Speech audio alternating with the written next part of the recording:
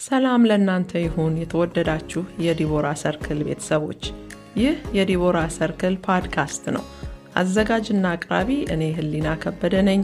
በዚህ ፖድካስት ወገኖችን ለማነቃቃት በአስተሳሰብና በአመለካከት ዙሪያ ለመስራት እንዲሁም በዓላማ እንድንኖር የሚረዱንን የተለያዩ ርዕሶች እያነሳን የምንማማርበት መድረክ ነው። እንግዳ ከሆናችሁ ሰብስክራይብ፣ ሼር እና ላይክ አድርጉን። መልካም ቆይታ።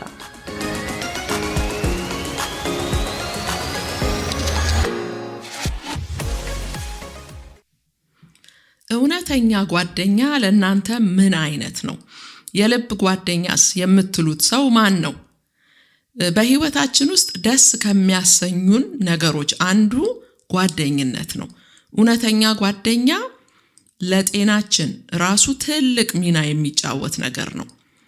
የልብ ጓደኛ ለመንፈሳዊ ህይወታችን፣ ለስጋዊ ህይወታችን፣ እንደውም ለስነ ልቦናዊ ህይወታችን ጤንነት ወሳኝነት አለው። የልብ ጓደኛ የእግዚአብሔር ስጦታ ነው። በመጽሐፍ ቅዱሳችን ላይ በመክብብ 4 ቁጥር 9 እስከ 10 ላይ ምን ይላል? አንድ ብቻ ከመሆን ሁለት መሆን ይሻላል፣ ድካማቸው መልካም ዋጋ አለውና ቢወድቁ አንዱ አንዱን ያነሳዋልና አንዱ ብቻውን ቢወድቅ ግን የሚያነሳው የለም ይላል። እንግዲህ የልብ ጓደኛ ያላቸው ሰዎች በጣም እድለኞች ናቸው። ለምን? በቃ የሆነ እርካታ፣ የሆነ ደስታ የሚሰጥ ነገር ስለሆነ ወዳጅነት፣ የቅርብ ወዳጅነት በጣም ደስ የሚል ነገር ስለሆነ ኢቭን በሳይንስም ደግሞ ስንመለከት የአሜሪካን ጆርናል ኦፍ ሳይካትሪ ላይ ጥናት አድርገው ነበረ ስለ ወዳጅነት፣ ጓደኛ ስላላቸው ሰዎችና ስለሌላቸው ሰዎች። በጣም የሚገርም ነገር ነው እዛ ላይ የተጻፈው። ምን ይላል? ጓደኛ የቅርብ ጓደኛ የሌላቸው ሰዎች እድሜያቸው አጭር ነው። በተቃራኒው ደግሞ የልብ ጓደኛ ያላቸው ሰዎች እድሜያቸው ረጅም ነው። ስለዚህ የእድሜን ርዝመትና እጥረት ራሱ አፌክት ያደርጋል ወዳጅ ሲኖረን። እንግዲህ ብዙ አይነት ጓደኝነት አለ። እስቲ ከዋናዎቹ 3ቱን ብንመለከት፣ አንደኛው ወቅታዊ ጓደኝነት፣ በቃ friends for a season። እንደዚህ አይነቱ ጓደኝነት ለተወሰነ ጊዜ አብሮ የሚቆይ ነው። ለምሳሌ ትምህርት ቤት እያለን ሁሉ የነበሩት ጓደኞቻችን ካደግን በኋላም አይቀጥልም። ምናልባት እድለኞች ከሆንን ከኤሌመንተሪ ስኩል ጀምሮ የተማርነው እስከ ዛሬ በቃ የላይፍ ታይም ወዳጅ ሆነውን የሚቀሩ በጣም በቁጥር ሊኖሩ ይችላሉ። ግን አብዛኛው በትምህርት ቤት ውስጥ የምናገኛቸው ጓደኞች ለሲዝን ነው። ያ የትምህርቱ ሲዝን ሲያልፍ ያልቃል ጓደኝነቱ። ስለዚህ የመጀመሪያው ወቅታዊ ጓደኝነት ነው። ለዛ ሲዝን ያስፈልጉን ነበር፣ ተጠቅመናል በጓደኝነቱ።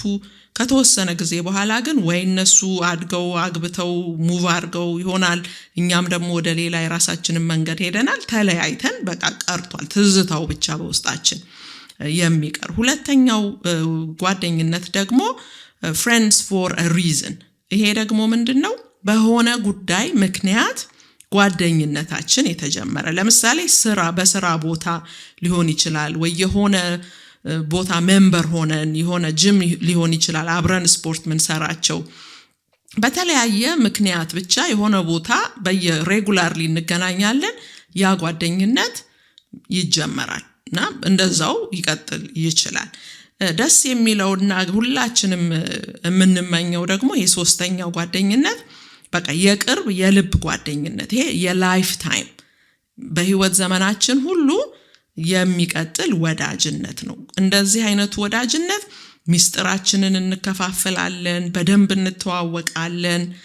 አንዱ ሳይናገር አንዱ ምን እያሰበ እንደሆነ ያውቃል፣ ይረዱናል፣ ሰፖርት እንደራረጋለን። በደስታ ጊዜ ብቻ ሳይሆን በሐዘን ጊዜም እንደዚህ አይነቱ ጓደኛ ከአጠገባችን ይኖራል፣ አይጠፋም እና በከፍታም በዝቅታም ላይፍ ታይም ዘመናችን ይሄኛው አይነት ጓደኝነት የሚቀጥል ነው። ሁላችንም የምንፈልገው አይነቱ ይሄኛው ነው። አንዳንድ ጊዜ አንዳንድ ሰዎች ጓደኛ የማይበረክትላቸው አሉ። በቃ ሁል ጊዜ ስትመለከቷቸው በየጊዜው አዲስ ጓደኛ ይዘዋል። በዚህ ዓመት ከእንትና ጋር ነበር ጓደኝነታቸው፣ ከዛ ደግሞ ተጣልተዋል ወይ ተራርቀዋል፣ ደግሞ አሁን አዲስ ሰው እና ምንድነው ሪዝኑ? ምን ሊሆን ይችላል ምክንያቱ? ሰው በየጊዜው እንደዚህ ጓደኛ በቃ የሚቀያይረው እንደ ልብስ የሚቀያይርበት ምንድነው ምክንያቱ? እንደውም ስትጠይቋቸው እንዴ እገሌ የደረሰ ከእገሌ እንዴት ነው አረባክቶ እሱ ሰው መሰለህ እንዴ? እንደዚህ አይነት መልስ ሁሉ ሊሰጡን ይችላሉ። ብዙውን ጊዜ ጓደኝነታቸው በጥልና በሆነ ጸብ ምክንያት ነው የሚያልቀው። በቃ የሚለያዩት ተጣልተው ነው። እና በተለይ ይሄ ነገር በቃ እንደ ልምድ ከሆነና በተደጋጋሚ በዚህ ችግር ውስጥ የምናልፍ ከሆነ እስቲ 6 ምክንያቶችን እንመለከታለን። ምናልባት ከዛ ውስጥ አንዱ ሊሆን ይችላል የኛ ችግር። እንግዲህ የመጀመሪያው የባህሪ ችግር ነው። የባህሪ ችግር ካለብን፣ የባህሪ ችግር ስንል ምንድነው? የተለያዩ በቃ ለጓደኝነት አስቸጋሪ የሆኑ ባህሪዎች ካሉብን።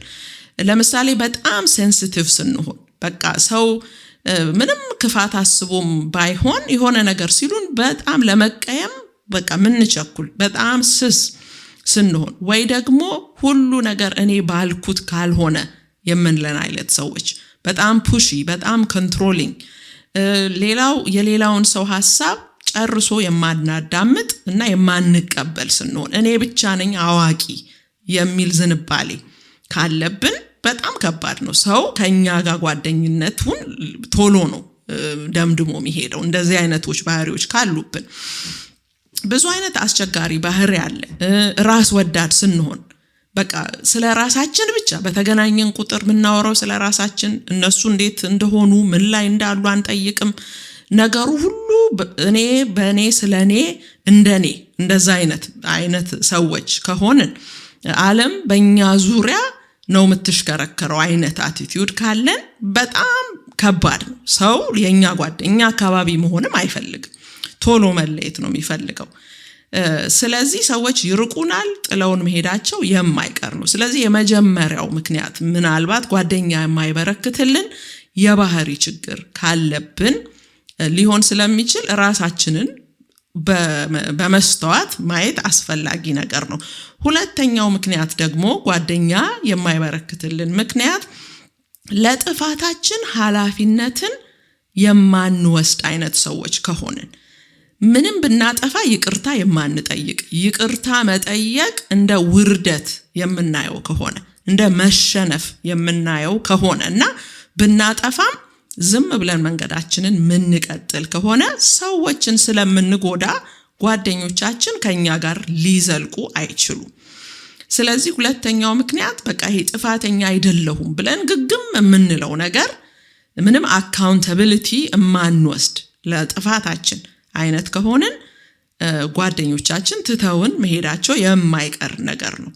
ሶስተኛው ደግሞ ጓደኛ እንዳይበረክትልን ሊያደርገን የሚችለው ነገር የመገፋት ፍርሃት ካለብን ወይንም ሪጀክሽን፣ እሱን የምንፈራ ከሆነ ሰዎች ጓደኛ ሊሆኑን እንኳን ሲቀርቡን ሰዎችን ማመን ስለማንችል ሳይጎዳኝ ልሽሸው ይሄን ሰው፣ ይችን ሴት ሳትጎዳኝ ልሽሻት ብለን ለምን ሁልጊዜኛ ሰዎች ይገፉናል ብለን ስለሆነ የምናስበው ጓደኝነቱ ሊጠነክርና የልብ ጓደኝነት የሚባለው አይነት ሊሆን አይችልም።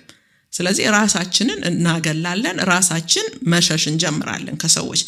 አራተኛው ደግሞ የአእምሮ ጤንነት መጓደል ሊሆን ይችላል። ጓደኝነትን ከባድ ያደርገዋል። የአእምሮ ህመም ያለበት ሰው ያ ህመም እንዳለበት ሰዎች ካልተረዱ በቃ የእውነተኛ የጥልቅ ጓደኝነት ለመመስረት ያስቸግራል። አምስተኛ የጊዜ አጠቃቀም ችግር ካለብን ያሉብንን የተለያዩ ኃላፊነቶች እንዴት አድርገን ኦርጋናይዝ እንደምናደርግ፣ እንዴት አድርገን ታይማችንን ማኔጅ እንደምናደርግ እዛ ላይ ጥበብ የሚጎድለን ከሆነ ለጓደኞቻችን በቂ ጊዜ ላንሰጥ ስለምንችል መራራቅ ሊፈጠር ይችላል። ያው አስቀድመን ለቤተሰባችን፣ ለስራ፣ ለራሳችን ስለሆነ ጊዜያችንን የምንሰጠው የዚህ ጥበብ ድካም ካለብን የመጀመሪያው የምንተወው የጓደኞቻችንን ታይም ነው። ስለዚህ ጊዜ ስለማንሰጥ ለጓደኝነቱ ብዙ ጊዜ ቀጠሮ ይዘን ወይ ካንስል እናረጋለን፣ አንችልም፣ አንሄድም፣ አንደውልም፣ ቴክስት አናረግም። ስለዚህ ሰዎቹም ብለው የሆነ ታይም ላይ ሰለቻቸውና በቃ ጓደኝነቱ ያከትምለታል። የመጨረሻው 6ኛው ጓደኝነት እንዳይበረክትልን ሊያደርግ የሚችለው ነገር ጤናማ ገደብ በህይወታችን ውስጥ ከሌለ፣ ይሄ በቃ ሄልዚ ባውንደሪ ከሌለ፣ ገደብ ባለፈ ሁኔታ ከአንድ ሰው ጋር ቶሎ እንቀራረብና ከዛ ስሜት መጎዳዳት ይፈጠራል። በወዳጅነት መካከል ምንም አይነት መቀራረብና መዋደድ ቢኖር ጤናማ ገደብ ግን በጣም አስፈላጊ ነው። በተለይ ባለትዳሮች ስንሆን ለጓደኛችን የምንሰጠው ገደብ ሞር ሊሚትድ ይሆናል። ጓደኞቻችን ናቸው፣ እንወዳቸዋለን። ግን እኛ ቤት መጥተው በእኛ ቤት እነሱ በቃ ፈራጅ መሆን አይችሉም። በእኛ ቤት እነሱ እንዲህ ነው መደረግ ያለበት ሊሉ አይችሉም። እኔና ባሌ ነው መቅደም ያለበት፣ ጓደኛ አይደለችም። ወይም ለአንድ ወንድ ሚስቱ ነች መቅደም ያለ፣ ጓደኞቹ አይደሉም። ስለዚህ ማንን ነው የምንሰማው? እዛ ጋ ነው እንግዲህ የባውንድሪው ነገር ሊበላሽ የሚችለው። እና ምንስ ያህል ነው ስለ ትዳራችን ከጓደኞቻችን ጋር ኦፕን ሆነን የምናወራው? ሴንሲቲቭ ይሆናል። ትዳር ሲኖር ሴንሲቲቭ ይሆናል። ባውንድሪው በደንብ ክሊርሊ መሰመር ይኖርበታል።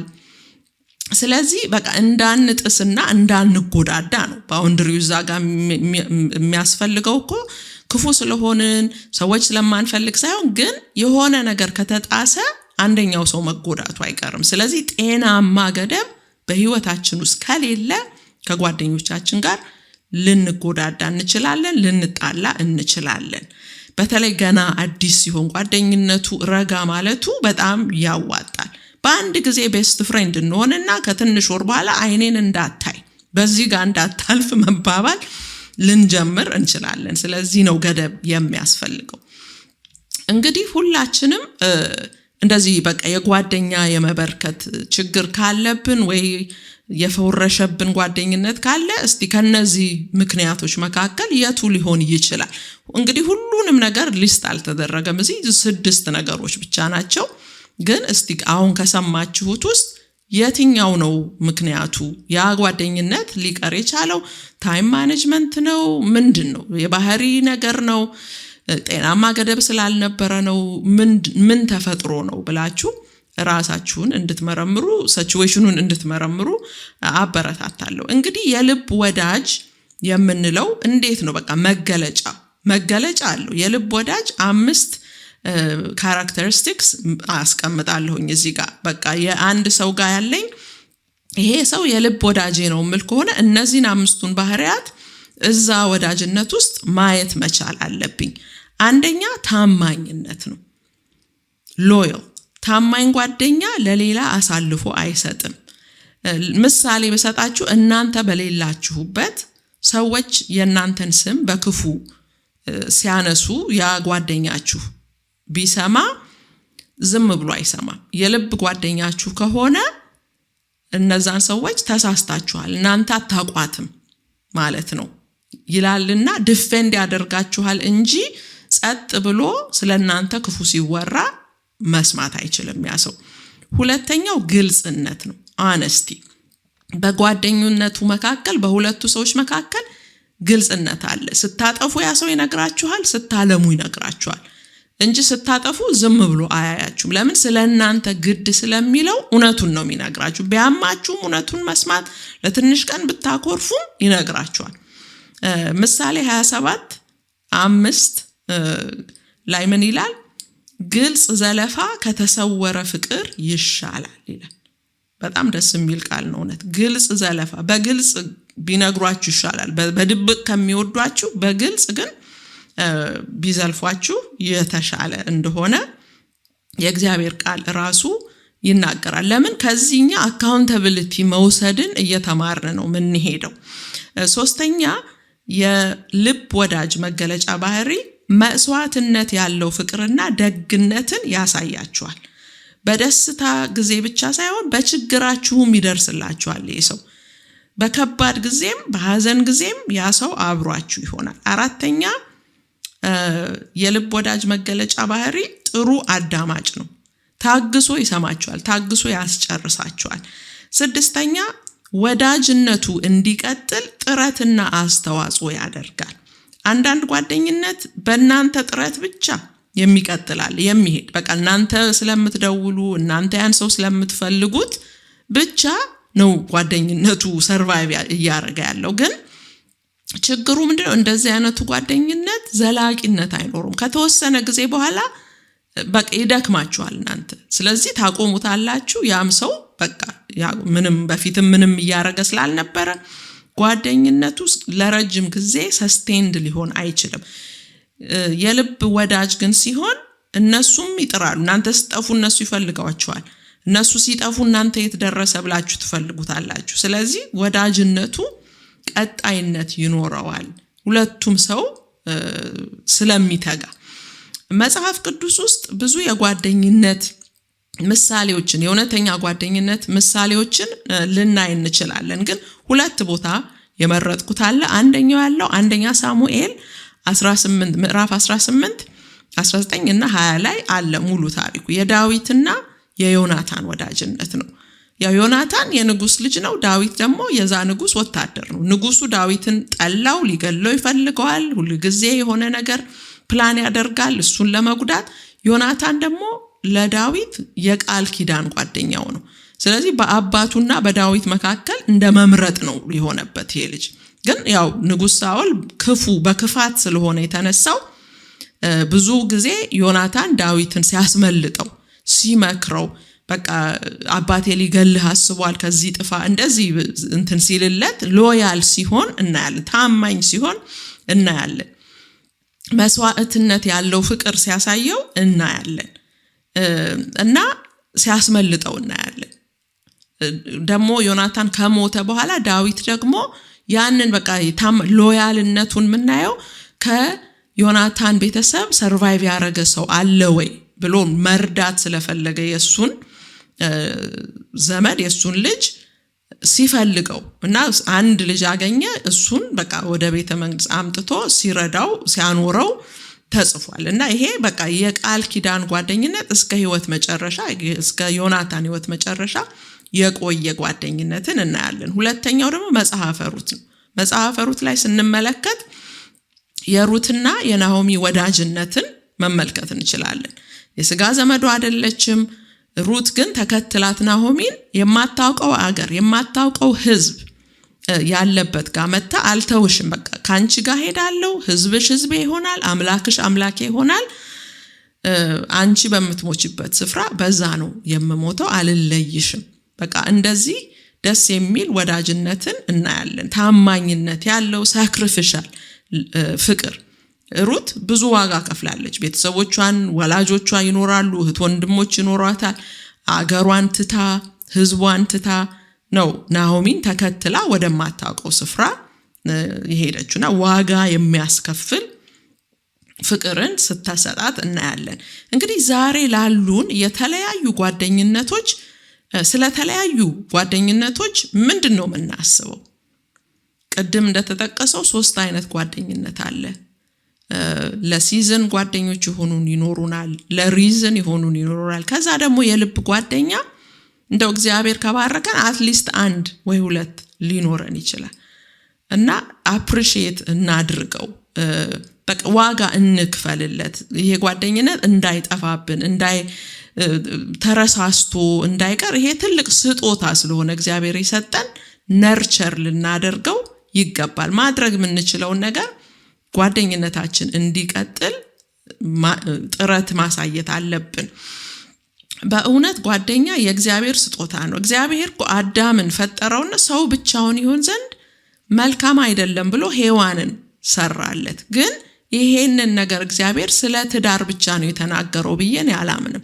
ስለ ወዳጅነትም ነው። ሰው ብቻውን ይሆን ዘንድ መልካም አይደለም፣ ሌላ ሰው ያስፈልገዋል፣ የሚደግፈው ሲወድቅ የሚያነሳው እና በደስታው ጊዜ ብቻ አጠገቡ የሚቆም ሳይሆን በሐዘኑም ጊዜ አብሮት የሚቆም ሰው ያስፈልገዋል። ስለዚህ በጣም የበለጠ ደስታ ህይወታችን ደስታ እንዲኖረው እርካታ እንዲኖረው የሚያደርግ ነገር ነው እና ዛሬ አንድ ቻሌንጅ ላረጋችሁ ፈልገው ነገር አለ። እሱ ምንድነው? አንድ ሰው ጋር እንድትደውሉ በጣም የጠፋባችሁ ጓደኛ የተራራቃችሁ ግን አንድ ወቅት ላይ ጥሩ ወዳጆች የነበራችሁ አሁን ግን በቃ ነገሩ ድብዝዝ ያለ ይህንን ወዳጅነት እንድታድሱት አትሊስት በእናንተ በኩል ጥረት እንድታደርጉ ቻሌንጅ ላረጋችሁ እፈልጋለሁ። ይሄ ጓደኝነት በጥልም ከሆነ ተጣልታችሁ ከሆነም የተለያያችሁት እስቲ እናንተ የመጀመሪያውን እርምጃ ውሰዱና ይቅር ተባባሉ፣ ወዳጅነቱን አድሱት። ምሳሌ 27:17 ላይ ብረት ብረትን ይስለዋል፣ ሰውም ባልንጀራውን ይስላል ይላል። እንግዲህ የዛሬውን ርዕስ እንደወደዳችሁት አስባለሁ። ሼር አድርጉት፣ ላይክ እና ኮሜንት አድርጉ። በሚቀጥለው ሳምንት በሌላ ርዕስ እስከምንገናኝ ድረስ ጌታ ይባርካችሁ። ደህና ሁኑ።